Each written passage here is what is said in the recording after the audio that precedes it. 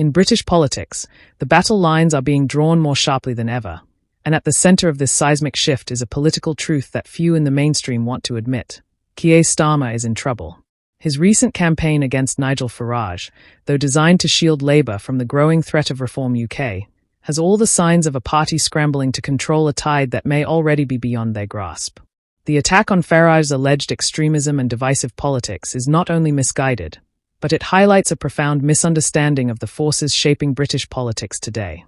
If Labour wants to prevent a serious rout in the coming years, it must come to terms with the uncomfortable fact that it is increasingly out of touch with the concerns of the electorate. Starmer's approach to Reform UK reeks of desperation. At a time when Labour is failing to capture the mood of the country, particularly on the most pressing issues like immigration and patriotism, it seems intent on attacking Farage in a way that feels hollow and disconnected from the public's frustrations.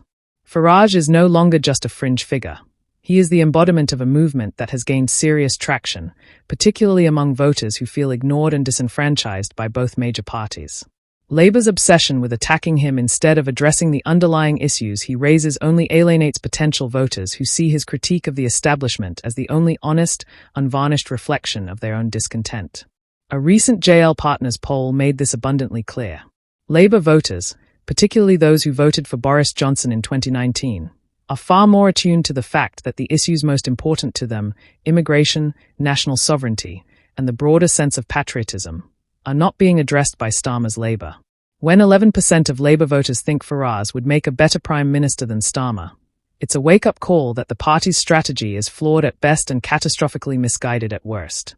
Labour's response has been to paint Farage as a dangerous extremist, a tactic that might have worked 5 years ago but now seems embarrassingly out of touch with the reality on the ground.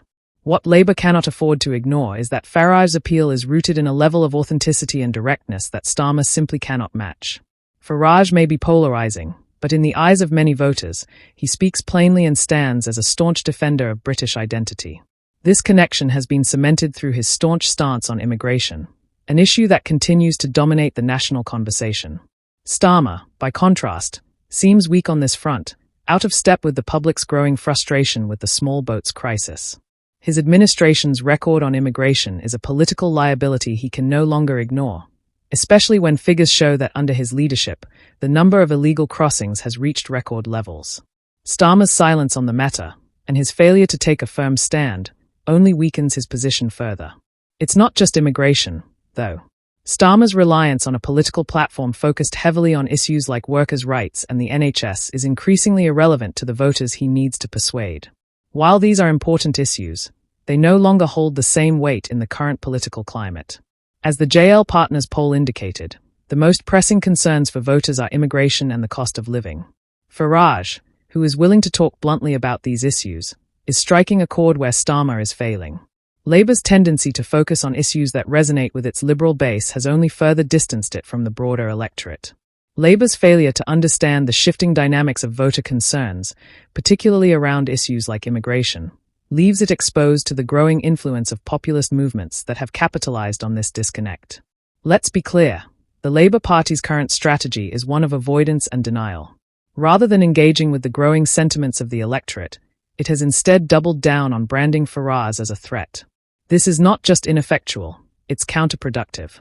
The electorate is more sophisticated than Starmer's party seems to think. Voters are tired of the same old political games and rhetoric.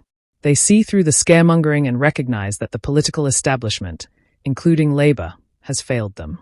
Farage supporters, many of whom once voted Labour, now view him as the only leader willing to say what others won't. Starmer's continued attacks, rather than dismantling Farage's credibility, only serve to reinforce the perception that Labour is out of touch and incapable of addressing the real issues facing the country.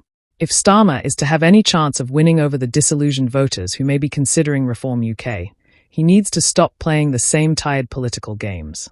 Rather than trying to defeat Farage with hollow attacks, he needs to address the very issues that are driving people toward Reform UK.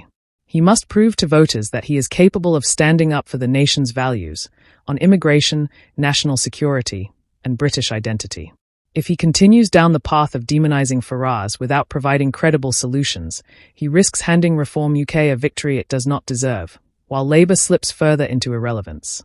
The 2025 local elections will be a decisive moment for Starmer. He must demonstrate that Labour can rise to the challenges of the moment, or face the grim reality of watching Farage's movement grow stronger. The threat is real, and if Labour fails to wake up to it, the consequences will be dire.